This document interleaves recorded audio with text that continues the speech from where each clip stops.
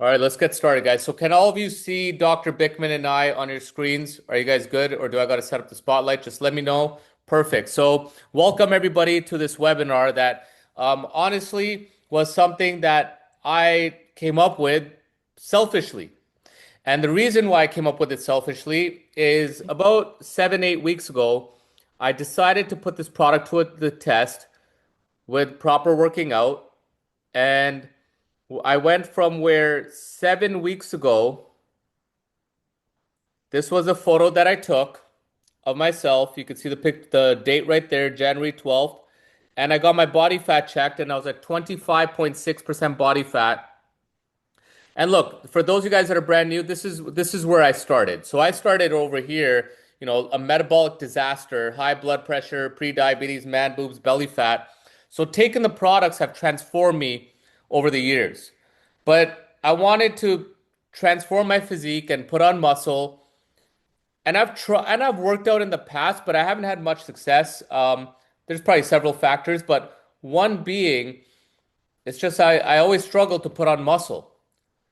One is eating enough calories. I'm not going to sit there eating 400, 500 grams of carbs and all that stuff. So I wanted to put this to the test properly. I've tried regular creatine before. I've seen some success, but what I started to do was I upped my protein intake, which is, the foundation, regular exercise, which I was already doing before. But what I started doing is I started implementing this Stronghold product with my balance every time I ate. And I've been taking two balance a day for 13 since I started with Unicity in 2012. I've always taken two balance a day. I eat carbs with most of my meals, so I've always lived by balance, taken it. And as I started adding Stronghold into my regimen, I noticed my strength was going up. I was way more fuller. Um, I have absolutely zero sugar cravings, which, the products have done a great job, but I've noticed even a greater job with this. But what I'm absolutely blown away by is the transformation in the muscle density that's come up in seven weeks. My shoulders are coming out, my arms are coming out, and I actually got another scan done, and in 5 weeks, I went up 3 pounds and dropped 5.5% body fat. I don't know, Ben, if that's impressive, but that's pretty crazy. So when I started seeing this, it just got me thinking, no, this is something powerful. And I had a conversation with Stuart when Stronghold came about, and Stuart said this is probably going to be just as big as Unimate, if not bigger, because of the power of this product. And he's been using it for a while. Those of you guys have seen Stuart lately, the guy's in incredible shape. So I reached out to Sam and I said, hey, we want to do a call. Let's get Dr. Ben Bikman here and let's actually understand what this product is doing, how it's important for metabolic health, and really what is this and why we should all be one, taking it and starting to talk about it. So, Dr. Ben Bikman, I'm grateful for you taking your Saturday morning and being here with us. Welcome to our call. We have about 400 people that have joined us, more are coming in. Ben, so you want to tell us a little bit about Stronghold and how this came to be? I know you've been Yeah. involved on the science advisory side. You've been involved with this. How about you share that? We start with that. Yep. Yeah, you bet. Yeah. Thanks, Rav. Yeah, I'm glad to be able to devote some time, you guys. My hope is that we can spend a good, you guys will humor me for about 30, 40 minutes and then just do some quick Q&A, just with a busy Saturday with, of course, kids and a family. So Rav is nice enough to let me sign off before the hour ends. Yeah, so it's been my, of course, unique pleasure to be a scientific advisor for a company that is just so determined to always be building products on the firm foundation of solid science. In fact, it was ish 10 years ago when I first got involved with the birth of Unimate. And Rav, I think it's an apt comparison to say that this might be sort of the new version of what Unimate has been to Unicity in the previous 10 years. Maybe Stronghold is going to help dictate the growth in the next 10 years.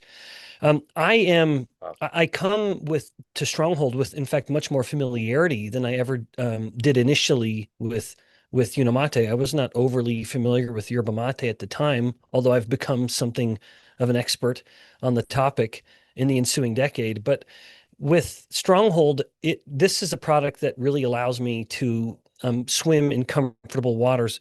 And Rav, if you'll allow me, I'll just go through several points, just sort of talking off the cuff. Does that sound fine? Let's do it. I'm going to Oh, spotlight you and I'll let you do what you need to do. okay, that sounds great. And then Yeah, we'll so do a first, discussion after on some yeah, quick Q&A. And I know you got to jump off in 45 minutes. yeah, that's perfect. Thank you. Yeah, first and foremost, I just want to, and you guys, just as a reminder, perhaps before I get into my main points, my genuine humble hope is that I'm able to share some of these points in an accessible enough way that you're able to incorporate these thoughts, ruminate on them, and then share them in your own way, that you've understood the principle sufficiently soundly that you now can go share them yourselves. That's always my hope, is I don't ever want that to become a trope, but my goal is that I teach you the idea, but you've learned it well enough that you go teach it. So first and foremost, a foundational thought with Stronghold is just to emphasize how important muscle is.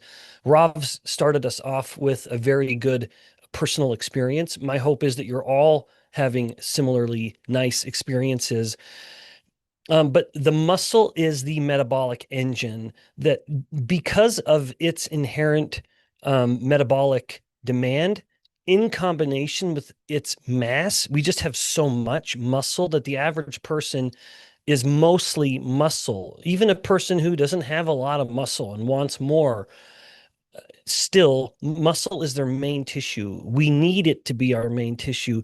About 80% of a glucose excursion. So when you eat something with starches and sugars, which we are all going to do, as you see the blood glucose come up and then it starts to come back down, 80% of it coming down is what's being pushed into muscle.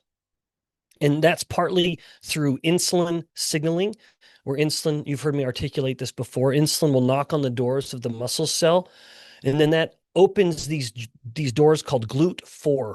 That's a glucose transporter number 4. There are about 14 of them throughout the body, but only one needs insulin, and that's the one that is in the muscle. Now, GLUT4 also has a backdoor activation, which is what Rob's been busy with, namely some exercise. So anytime you start moving those muscles, the muscle becomes so hungry for energy, glucose included, that it has a way of opening those GLUT4s without the need of insulin. So there's an insulin independent transport mechanism. That's good because, as you know, so much of metabolic health is keeping insulin under control. We want to live the majority of our lives with insulin in a basal state. Not that we aren't going to have some excursions. Insulin will go up, of course, and that's not inherently problematic. We just want it to go up and then down and give it a chance to come down, where muscle, when it's been worked, is able to pull that insulin and that glucose back down on its own. That's an advantage. Um, Sometimes when we describe this, we invoke principles of physics, where within physics, there's this, or engineering, there's a concept called the heat sink. This is something where it can absorb the heat of some process, some engine, some electrical current. That's why we sometimes refer to muscle as the glucose sink. But some people misunderstand that word and they think I'm talking about a kitchen sink. No, it's kind of a principle of engineering and physics where it's something that can absorb a lot of stuff. And that's what the muscle can do with glucose. It's in part designed to do that. So the core argument here is almost a kind of metabolic medicine when it comes to muscle, that beyond vanity, there is a very genuine cardiometabolic concern. And guys like Rav and I, we don't have a lot to brag about when it comes to how we look. Unfortunately, ask our wives. We found the two women who were just blind enough to think we're handsome and just deaf enough to think we're funny, and we pounced when we had the opportunity. So guys like us, in fact, when I was dating Cheryl, you guys have probably heard me joke this, but it's true. I told her, I said, sweetheart, I'm going to lose my beautiful coppery golden orange hair, but I'm always going to look good with my shirt off. And damn it, I've done it. And Stronghold does make it a little easier, frankly. But as Rav noted, you've got to put in the work, and Stronghold just helps amplify those efforts. So, one other point before I finish this idea of muscle as a metabolic engine is also reminding you that muscle is a very active endocrine organ.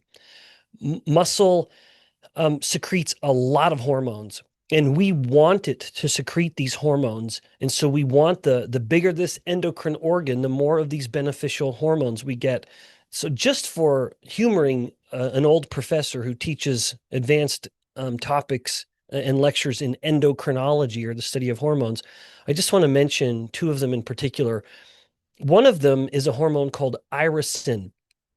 Irisin is a hormone that the muscle will release, and it will actually go to your fat tissue and stimulate that fat tissue to have a much higher metabolic rate, that it will start to convert that white fat, that very low metabolic rate fat, into what's called a beige fat. So it starts to behave more like brown fat, which is a much higher metabolic rate. It's actually brownish red because of a much higher composition of mitochondria, the powerhouse of the cell. So when the muscle is getting bigger and when we're working it, it's starting to amplify our other efforts for weight loss. Like Rav's noticed, he's been able to start having this body recompositioning where in real time, he is increasing his muscle mass while reducing his fat mass. That is the ideal strategy. That's the direction we want to go.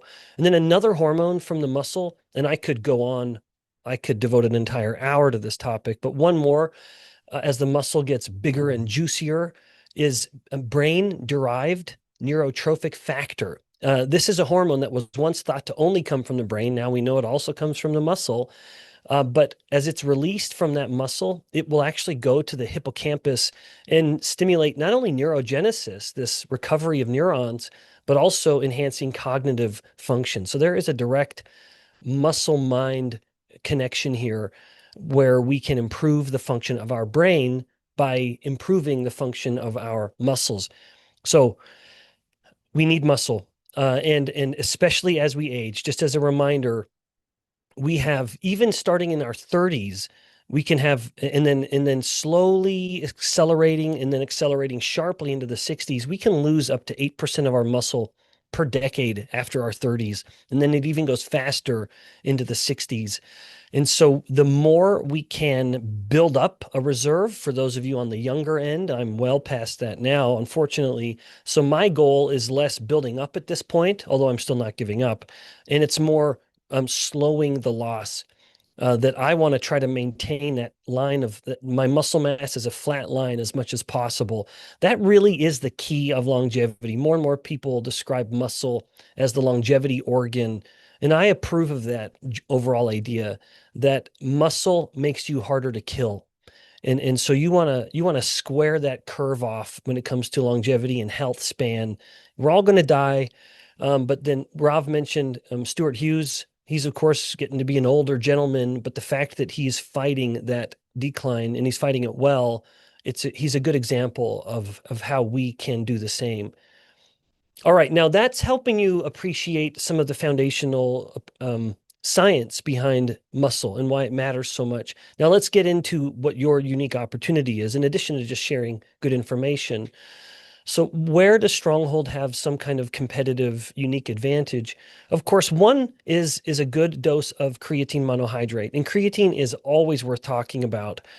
Um, you use the creatine to replenish what's called your phosphocreatine pool or your phosphocreatine stores within your tissues, muscle, and your brain, and in fact, frankly, every other cell type as well. It's just muscle and nervous tissue have been the most studied now. The more you have enriched your phosphocreatine pool, the more you are able to recycle your energy faster. And when I say energy, I'm using that term synonymously with ATP. ATP is the molecule that every cell, muscle or neuron, and every other cell, it will use that molecule to get work done. In the case of the muscle, the work is obvious. It's moving you around. It's lifting something heavy. It's letting you play with your kids or your grandkids, or do something fun with your friends, going and playing pickleball or going on a hike. ATP is what's buying that action. Now, for me, I'm sitting here, I'm pretty sedentary. I'm buying processing speed. I'm buying the busyness of neurons that are putting my thoughts together and then articulating those thoughts without stumbling too much in my speech. ATP is buying those actions for me. And creatine is important from all of those. So whether it's brain or brawn, creatine is helping you do that. So you have a load of creatine monohydrate, which is the most studied, most validated molecule when it comes to replenishing phosphocreatine stores. It is probably the most studied ergogenic aid or performance enhancing aid in history. And the safety profile is exceptionally well established. One other comment on the creatine is that it also has been shown to increase the expression of genes involved in muscle protein synthesis. That is a very novel finding. And my lab is engaging in studies to look at the degree to which it also increases gene expression in neurons to help neurons survive. So make sure that that's part of your talking points. Now, one of the smarter additions to Stronghold is HMB, or beta hydroxy beta methylbutyrate, or sometimes just hydroxy methylbutyrate. That's the HMB. It's a metabolite of leucine. So leucine has multiple metabolic fates.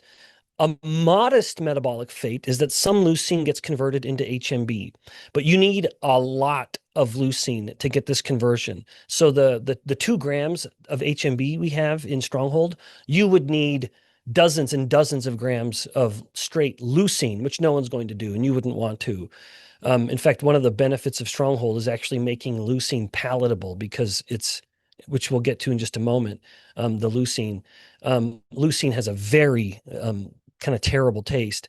The fact that you don't taste it with Stronghold is just a testament to the formulators with Stronghold and the taste testers. So you need a lot of leucine to try to get a load of HMB. So we just went straight to HMB. Now, I haven't talked about leucine yet, so I'm getting a little bit ahead of myself, but HMB is a main molecule that helps prevent proteolysis. That's a good word, and I encourage you to work it into your exchanges.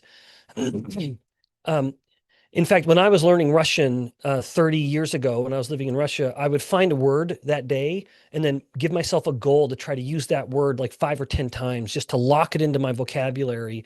Do the same with proteolysis. It's a word that your friends are going to be interested in because it sounds smart. You'll sound smart. They want to be smarter. Proteolysis is the breakdown of protein. Anytime you hear that word lysis at the end in biology, it's that you're breaking down something. So proteolysis is what we want to fight. We want to fight the breakdown of muscle protein. HMB is perhaps the strongest signal capable of inhibiting muscle protein breakdown. It's able to suppress muscle protein breakdown more than any other signal, including anabolic hormones like growth hormone or even insulin. Remember, insulin's not a uniform villain. As much as I sometimes present it as the bad guy, it also is there for a reason. And I'll come back to that more in a moment, and some synergy here. But it can reduce muscle protein breakdown on its own by up to about 60%. HMB can. So you talk about HMB as a main signal that helps prevent the breakdown of muscle. We've worked hard to earn it. We've earned that muscle through our sweat and our effort, our grunting, and now we want to keep it as much as we can. HMB is the signal. So I encourage you to frame it like that. And then leucine is the next molecule, and that is the master anabolic amino acid. It is the primary trigger for muscle protein synthesis. And it does that through a nice sort of sequential pathway. But there's a leucine sort of threshold that you need to get, and that's what we've framed and structured Stronghold to help you meet that threshold. So leucine is the primary anabolic signal. When it comes to amino acids, there ain't none more anabolic than leucine. But there's a beautiful synergy with HMB. While leucine is busily stimulating the muscle protein synthesis, the buildup, HMB is now protecting it. It's defending that buildup. So leucine is building the fortifications or building this stronghold of a castle, and then HMB is the defensive guard, keeping it intact. And then lastly, I would be remiss not to just comment on the whey protein isolate. It is the highest scoring supplement or protein source when it comes to digestible, indispensable amino acids. There is, in fact, something within the realm of food science called the DIAAS, the digestible, indispensable amino acid score. It is the highest. It is the gold standard. It is leucine rich, of course, but it also has other branched chain amino acids. While leucine is the strongest stimulator of muscle protein synthesis, it needs its friends to then create that protein. So leucine is best at turning on the synthesis, but then it needs the Lego blocks. It needs the building blocks to put that together. And that's what you get with the rest of the whey protein isolate, in addition to a very natural GLP-1 secretagogue. And I'll mention GLP-1 another couple times as I'm rambling through my brain here. But GLP-1 is, of course, it needs little introduction and little discussion. You're also familiar with it. I've spoken about it previously, and its benefits. It's a very beneficial metabolic hormone, and it's better to make more of your own than it is to artificially boost that stimulation to super physiological levels because of the consequences of that long term, which I won't get into. That's a topic for another time. Now, let me get into the points that Rav made about the synergy that he's been experiencing with Stronghold and Balance. I actually think it's a pretty clever combination, and I've been interested in hearing about his own journey. Of course, you're all very familiar with Balance. It's been one of your most effective tools in your toolkit for years now, I would imagine. Balance primarily is framed in the context of helping control your meal glucose excursions. And in addition to just satiety, the benefit of putting something in your gut, but the University of Sydney study, in addition to internal documents from tested within Unicity itself, have shown significant reductions. You can lower blood glucose by 20-30%. You can lower insulin by 10 to 20%. And this can start to, and that's with one serving. With two servings, you almost double. It's not quite doubling with the glucose, but you do double the insulin reduction. It gets up to well into the 30% reductions in insulin after eating a high carb meal or a mixed macronutrient meal. And then there is in fact a benefit to muscle. There's these things that have been studied more and more called postbiotics, not prebiotics and not a probiotic, which we have with Balance, but this is the postbiotic, which is the product of what the bacteria in your guts have done with the fibers. These soluble fibers get converted into molecules that actually do have an effect on muscle protein synthesis. So even Balance and the subsequent postbiotic effects can be framed with a muscle-centric paradigm. But there is once again a lovely synergy here where Balance is regulating the influx of glucose and the subsequent insulin excursion. But then Stronghold is helping with so it's affecting the supply, if I can invoke principles of economics. Balance is affecting the supply of glucose coming in, and then Stronghold is affecting the demand, or rather directing the demand, because the more Stronghold is enabling your muscles to be robust and functioning, the more you go back to that glucose sink, the more you're able to deposit that glucose where you want it. When insulin is spiking after that mixed macronutrient meal, the more you can direct those nutrients to muscle, the more you can benefit from the nutrients and the growth that comes with eating. Anytime you eat, there's growth. You just want to direct that growth. And Balance, I think it's very reasonable to frame it this way. Balance and Stronghold help direct that orchestra of endocrinology and nutrients so that you have the right players benefiting. And namely, we want the muscle to benefit in particular. And let me roll with that idea a little further, this idea of nutrient partitioning. Part of insulin's effects is to influence blood flow and in fact induce what's called vasodilation. I hadn't really intended to go off on this, but I think maybe there might be some value here as I follow the nudge with my thinking. Insulin, I've framed insulin, and most people will discuss insulin as solely being something that's knocking on doors, and moving nutrients in, which it does at multiple tissues throughout the body. And beyond that, though, is its effect on blood flow. Insulin will increase blood flow to tissues and help direct the partitioning of nutrients by enhancing selective blood flow.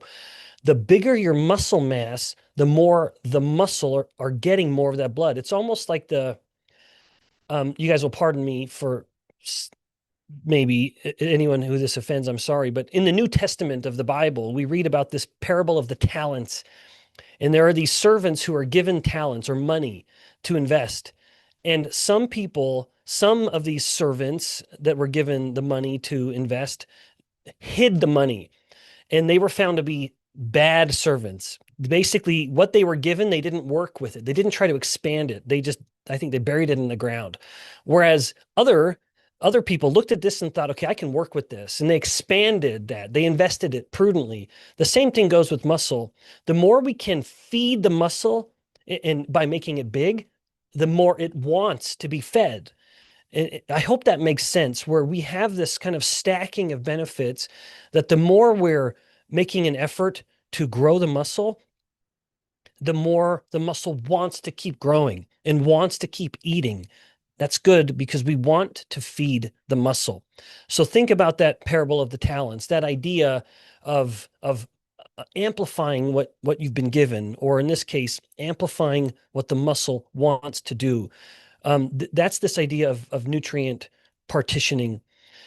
And also there is some evidence to suggest that creatine, this is a little controversial, so I say this with some caution, but there's evidence for it, also evidence against it. But there's evidence to suggest that creatine might get better absorbed when it's taken with a meal. And so where Rav is combining the two, and perhaps you guys are experimenting and you're taking it with your meal. So I would say one way of exploring this could be that you're about to sit down and eat. Maybe try, how do you feel? What does it look like when you take the balance and the stronghold, blend that up, and you're getting a nice sort of sugary, rather an orangey, pineapple-y flavor. That's a good flavor. I've done it. In fact, after I heard Rav experimenting, I thought, well, hell, I'm the scientist. I should be the one experimenting here. I can't let Rav get better muscles than I've got. Because Rav didn't want to tell you this, but when he got really inspired to be a muscled bald man, you don't need to look too far to find who his inspiration was. I'm just joking. Anyway, but see how you feel when you mix that up, and then you eat. Not only how you feel, how you controlling your appetite, but you are increasing what's called the CREAT1 transporter. That's a creatine transporter, because creatine has its own, just like glucose has its transporters. Creatine is a big enough molecule. It also needs doors to open up for it to come in. And when you are taking the Crete stronghold with your meal, you are enhancing that absorption of creatine. So that's this idea of nutrient partitioning.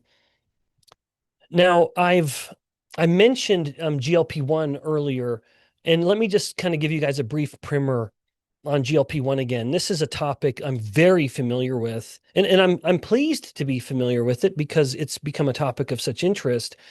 But I have looked with some trepidation, some worry, as I think that as much as GLP-1 is a beneficial molecule, there is such a thing as too much of a good thing. And that's where I think too much of the world has gone. So what we want to do is just get more of our own thing. I think the most prudent strategy is more of our own GLP-1. I have a friend and colleague in the UK who just published a paper, by the way, a few months ago, looking at people who were generally adhering to a lower carb diet. Now, it doesn't need to be something extreme here, but a lower carb diet. And then they shifted for 2 months or so to a high carb diet. and then shifted back to their lower carb diet. And the results on GLP-1 were shocking. These people had much higher fasted levels of GLP-1. And then during that phase where they adapted to a high carb diet, their GLP-1 levels plummeted for those several weeks, about 2 months. Then as they transitioned back onto their lower or smart carb, maybe that's our better way of describing it, a smart carb diet, the GLP-1 level spiked back up. If you guys want to look it up, it was the work of Isabella Cooper. In fact, she may be speaking at a Unicity event that we have later this year in Europe, by the way. And she is darling. It'd be wonderful to get her on stage. She'd be a great spokesperson for these ideas. So GLP-1 is beneficial. It helps slow down digestion to help us feel fuller longer. It stimulates satiety centers in the brain, helping at a central level, having the brain tell us we don't need to eat more. And those are the two phases of hunger, really, or those reflect the two phases. We have a gastric phase and we have an energetic phase. The muscle, or rather the brain, I mean, is paying attention to the energy in the blood. And so it's driving this deeper degree of hunger. Whereas the gastric phase, that's just the simplistic view that if there's something in our stomach, we're full. We don't feel as hungry. But that can still be hijacked. There are still people who will feel full and they want to keep eating. That's where we need to leverage the power of the brain. That's where the brain can step in and say, we actually don't need to do this. Let me help control our habits. And Stronghold is a very strong GLP-1 stimulator. Whey protein alone is one of the most potent GLP-1 secretagogues or releasers. And then leucine has been shown to do this very strongly. And then when we combine that with the inherent stimulation of the soluble fibers and balance, that is a powerful GLP-1 effect where we are maybe more than any other combination. I'm saying maybe because I haven't seen a study on this. So this is some speculation, which I'm always careful to do. But where you've combined that may be about the strongest natural GLP-1 stimulator you could get, where you're combining those fibers in balance with the matrix of ingredients in Stronghold. You are going to be pushing your GLP-1 probably about as far as you can. And the reason there's another point here to make, which is that with GLP-1, with the drugs at least, one of the biggest consequences, other than the in the midst of the weight loss, is the lean mass loss. That is a consistent finding. Study after study shows up to 25 to 40% of the weight loss is coming from fat-free mass. That is not worth it. To put a fine point on it, I would rather be fatter with more muscle than skinny and less muscle, because fat is not the tissue of aging. It's not promoting aging as much as muscle is defending it. So I would rather have more muscle. And so I think what we have the potential here with, and Rav's a good example of this, is this recompositioning. If we can enable someone to be losing fat mass in the midst of gaining muscle mass, oh boy. Well, and bone mass, I should say lean mass, because don't forget about the bone, which we also want to retain, which is also lost with these super physiological levels of activating GLP-1 with the weight loss drugs. We want the best of both worlds, and I don't think it's unfair of us. I don't think it's unreasonable for us to make that claim, or not make the claim. I should be careful in my language here, but to kind of stake a claim that this is what we want. We want recompositioning. We want to create a metabolic milieu of reducing fat mass while promoting lean mass growth and certainly retention. And then there is this kind of cool endocrine feedback loop where more muscle means more myokine secretion. One of the myokines I didn't mention due to time, and now here I am doing it anyway, is interleukin 6. Interleukin 6 then goes from the muscle to the gut to induce more GLP-1 release. And so you have a nice feedback loop. You guys, that's it for my kind of rambling, winding thoughts. And maybe we can devote the next 10 minutes to some Q&A, Rav, if you want to Yeah. moderate that as Well, best you can. there's about 600 people on the call, so rather than getting everyone to ask questions, I'm just gonna have a discussion with you based on the things you said because I think one of the most important points you said is that muscle is a metabolic medicine. I think Yep. that's a really strong soundbite that all of us can use. Muscle is your metabolic medicine. Now, with Stronghold, I have a question.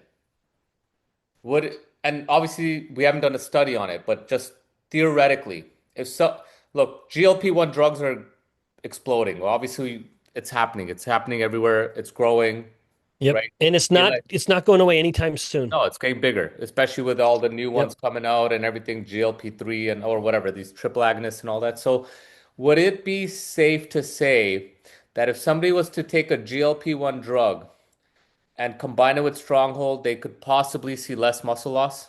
Oh yeah, yeah, yeah. So of course we are speculating, and Rav, I appreciate you framed it that way. But yeah, in fact, we're just about to publish a paper where we worked with a clinic in Idaho here in the United States, looking at the effect of people on GLP-1s on a lower carb diet, but with intentional muscle building efforts, and it way outperforms the higher doses of the drug alone. Yes, so I think Stronghold should be someone who's on GLP-1 and or wants to start reducing their use of it if they want to start weaning themselves. And of course, I'm not your clinician. I'm not giving medical advice. I'm just your friendly neighborhood scientist. I think Stronghold becomes your best friend. I think I mean, there's thousands of millions, sorry, hundreds of thousands of these GLP-1 clinics around the world. I mean, this Yep. with that could be a game changer for them. For anyways, second thing I wanted to discuss, you mentioned balance. Can you, this was key. Balance is regulating the influx of glucose, strongholds directing the demand. So you take the balance with the stronghold. Balance is almost like a filter, slowing the glucose from causing the insulin to spike. And then strongholds causing that glucose to go in your muscle rather than your liver Yep. and all these And other. fat. And yep. Is that is Yeah. that is that correct? Yeah. Yeah. Yeah. So I ended up liking it's funny for me. My lowest grade in all of my undergraduate education, Rav, was economics 110. And yet I find myself going back to the principles of Econ 110 more than any other. So I invoked that principle of supply and demand here, a principle of market economics, because I think it applies to the metabolism of nutrients here. Yes. So balance is affecting the supply of glucose as it's rushing into your bloodstream and into your body. And then what we want to do is influence the demand. Who's demanding the most of that product that balance is regulating the supply of which balance is regulating the supply? And Stronghold, I liked the synergy here of balance influencing the supply, how much is coming in, and then Stronghold is influencing the demand. Who is now able to demand the most of this limited product in this market economics of biochemistry and metabolism? Well, now it's the muscle because Stronghold is allowing it to have the louder voice, if you will. That's so for a type 2 diabetic, I mean, balance and stronghold could be a ridiculously powerful combination for them because they're not Yeah. getting the glucose in the muscle. Right. Yeah, that's right. Yeah. So in a type 2 diabetic or a person with insulin resistance, part of the consequence of that disease is that insulin can act like a hero in many instances. And when it comes to muscle and protein, insulin is trying to be a hero. It acts by, in fact, complementing what HMB is trying to do, which is inhibiting proteolysis. Some people will have a mistaken view of insulin. Insulin isn't directly stimulating as much the buildup of the muscle, it's defending it, like HMB is. It's defending the stronghold of muscle, the castle that we've built, but only if insulin can work. In a person with insulin resistance, they start to experience more and more of this phenomenon referred to as sarcopenic obesity, where they're both getting fatter and weaker. So more fat mass, less muscle mass, which is the perfectly wrong way to go. That's an absolute metabolic storm. We want insulin to work better, but in a person with insulin resistance and type 2 diabetes, they need all the more help because they're starting from further back. And so I think it's reasonable to think that this would be a supplement mix, a stack that would very much benefit someone with insulin resistance who's already having to fight a much harder battle to defend their muscle. They've been losing that battle. Yeah, it's got me thinking. I mean, this is a game changer. And you mentioned the GLP-1, so very strong stimulators is the whey protein, the leucine combined with the soluble fibers. Because this is the first time in 13 years, Ben, that I have absolutely zero sugar. I mean, my kryptonite is like cereal, Sour Patch Kids. Oh man. Oh, I have don't Sour trigger Patch me, Kids in my Rav. Don't pantry. trigger me. I haven't touched it with Stronghold and Balance. I think that GLP-1. So you mentioned something. There's a gastric phase, energetic phase with this GLP-1. So the Yep. gastric phase, it's slowing the digestion of the food. What's the energetic phase? What is Yeah, the GLP-1 energetic doing yeah. energetically? Yeah, the energetic phase is the degree to which the brain is sensing big drops in energy availability. So, for example, when someone eats a high, like if you were to go just kill that bag of Sour Patch Kids, and for me it'd be like the sour watermelons. Oh my gosh, I'd eat myself sick on those every single day. And what we're going to do is have this frenzied burst of glucose. And then about an hour or 90 minutes later, we go hypo. So the higher the initial spike, the lower the drop gets. And the brain, even though the body has tons of energy, the brain senses that reduction in energy in the blood and will stimulate hunger.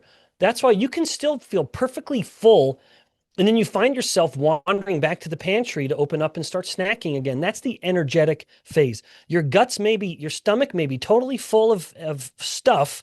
And so your stomach is saying, hey, gastric phase is done. We are full. We're good to go. But then the brain is sensing this acute or this temporary reduction in energy in the blood. And it's saying, hold on, crisis. Energy's coming down. We need to eat. And so you're pitting your satiety centers, the gut focus center versus the brain center against each other. So by taking the balance, here's what I'm trying to understand. So we take balance, obviously it's going to slow that spike from crashing. But how's the stronghold enhancing that? Because I'm noticing a bigger difference with stronghold and balance alone. Yeah, well, it is more of a good thing here with this, at least with regards to GLP-1. That becomes an easy answer.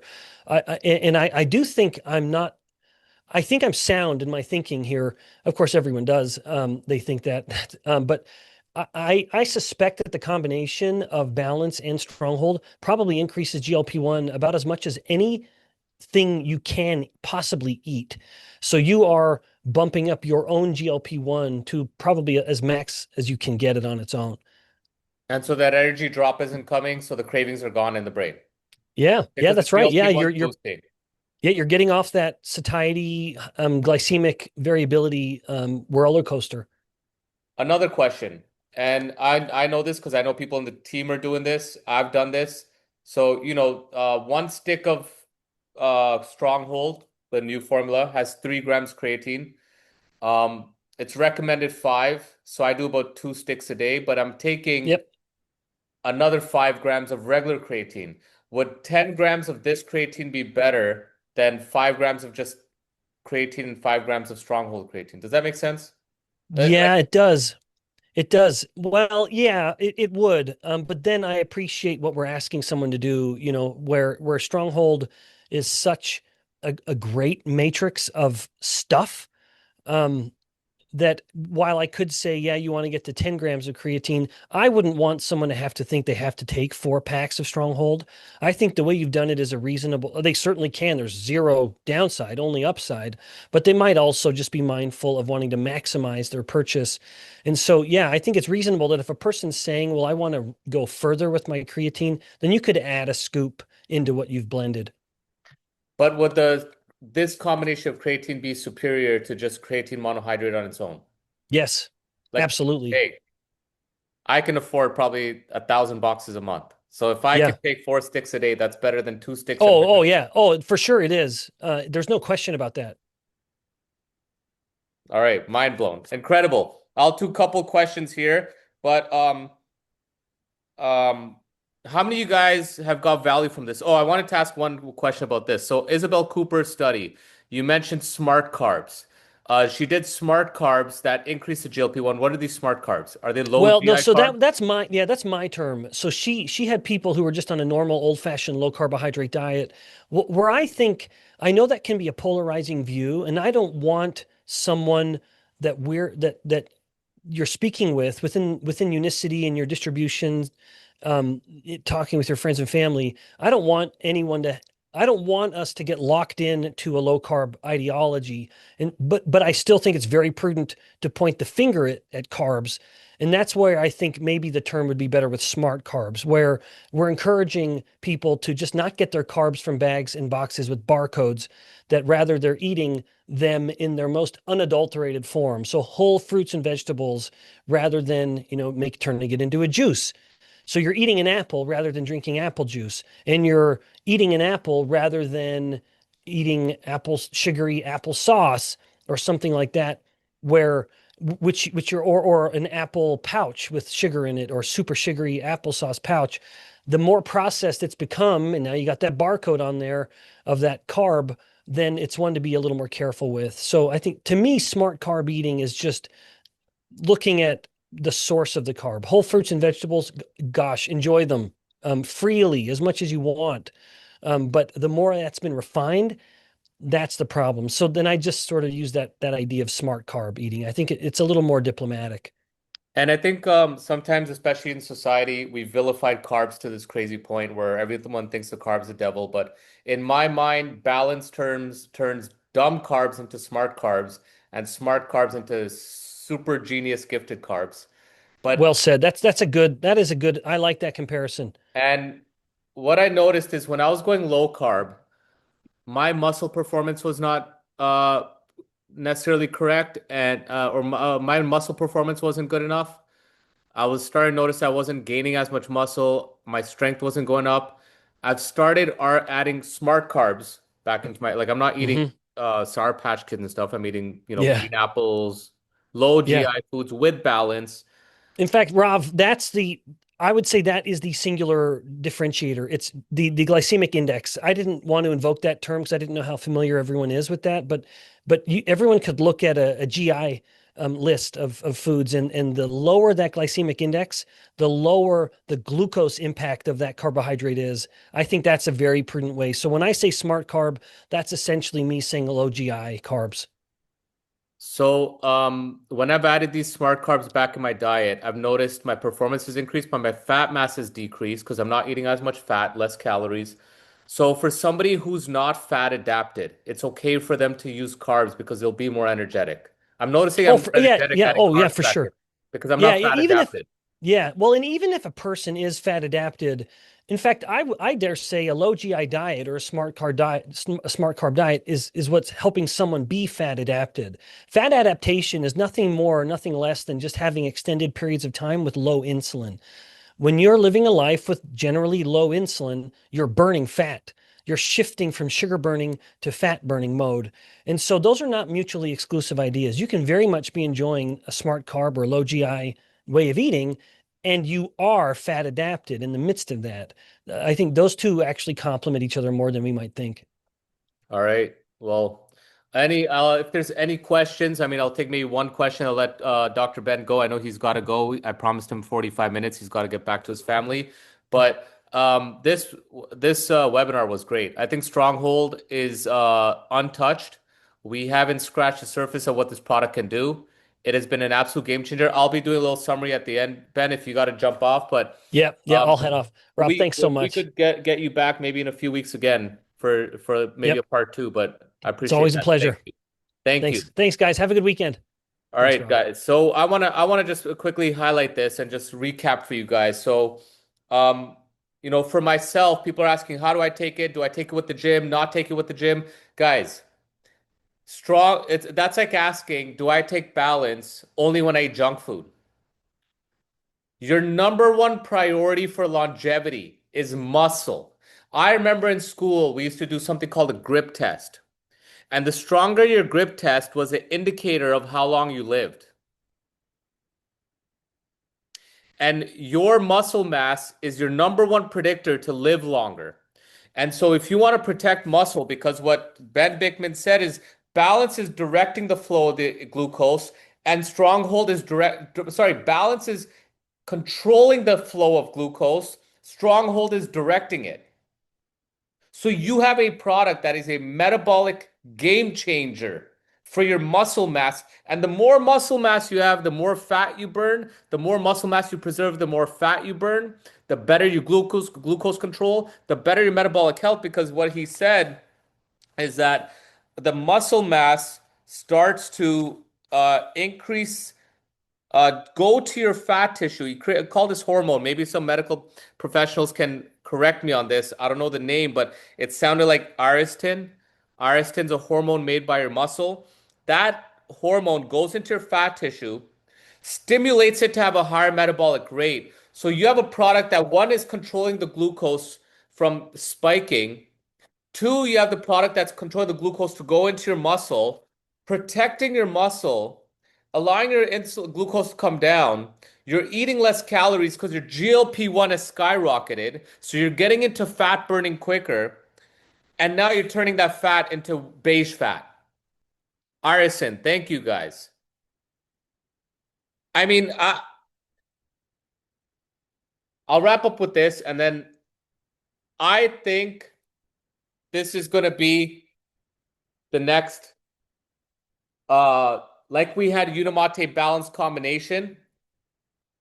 And some of you have been here that long when, Kieran and I started combining Unimate balance and we were blown away by the results, what was happening. That is literally what I'm seeing 2.0 with balance and stronghold.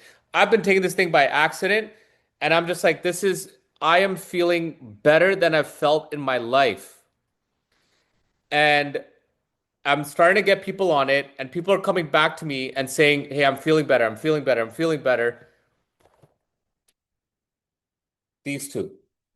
And I think we can do something huge. Plus, with the GLP-1s, look, guys, with the GLP-1s, rather than getting people to compete saying, hey, you're an idiot for taking Ozempic, yo, yeah, those things will make you lose muscle mass. Now you're just like fighting them. When you want to change someone's mind, you don't say your world is stupid, my world is better. You say, wow, okay, I see the world you're in. I understand your world. Let's try to enhance your world and then slowly bring them to your world, if that analogy makes sense. So you have these 20 million people that are on GLP right now, 4 million expected to be 20 million. Rather than saying, hey, you're an idiot for taking this, because they're going to, like, if the product has helped them lose 100 pounds, they believe it has been a lifesaver for them. But if we can say, hey, I have something that with the GLP-1s can help you retain your muscle mass, allow your body to naturally produce, so you won't need as much of a dosage, I think we're onto something huge. So rather than thinking we're competing with that market, we are growing with that market. It's like when the gold rush happened, we're the ones selling the shovels. We're the ones selling the wheelbarrows. Because the GLP-1s are booming. We're not going to compete with it. We're giving a product that's helping them retain the muscle, and we can rip this apart. So that's why I was super excited about this webinar. And so I'm going to show you guys exactly how I take it, what I do with it, how to order it. For those of you guys that want to know how to order it, many people don't know about this, but go to you don't go to You Feel Great. What you do is you go to shop.unicity.com. You go to shop.unicity.com, and right here, there's actually a balance stronghold combo already done for 99 bucks and 60 PV. So it's already 60 PV, 99 bucks.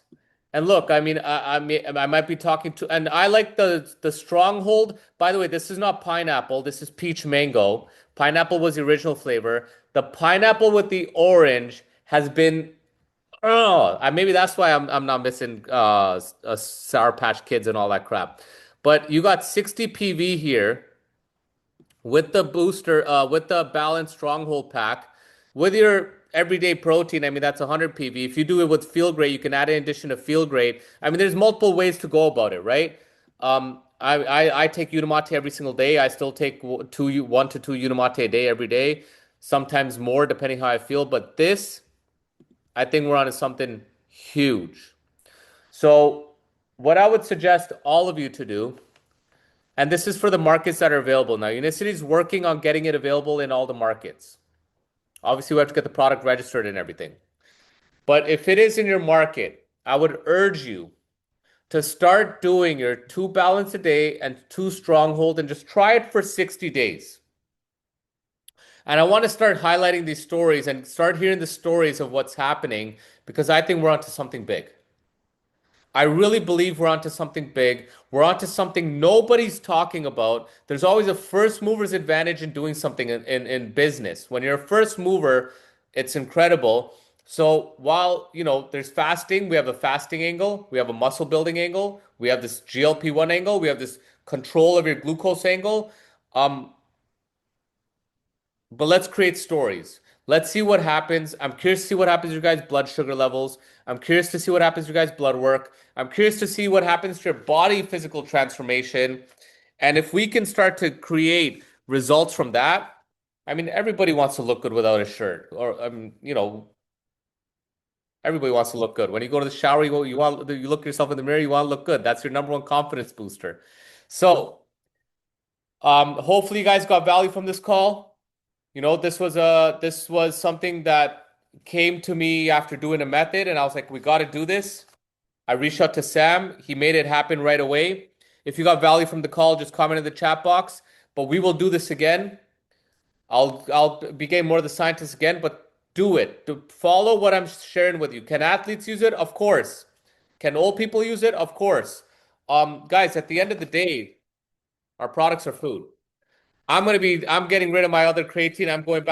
I'm taking like probably 4 of these a day now. That's what I'm gonna be doing. But I want to hear what you guys' results are. Start with,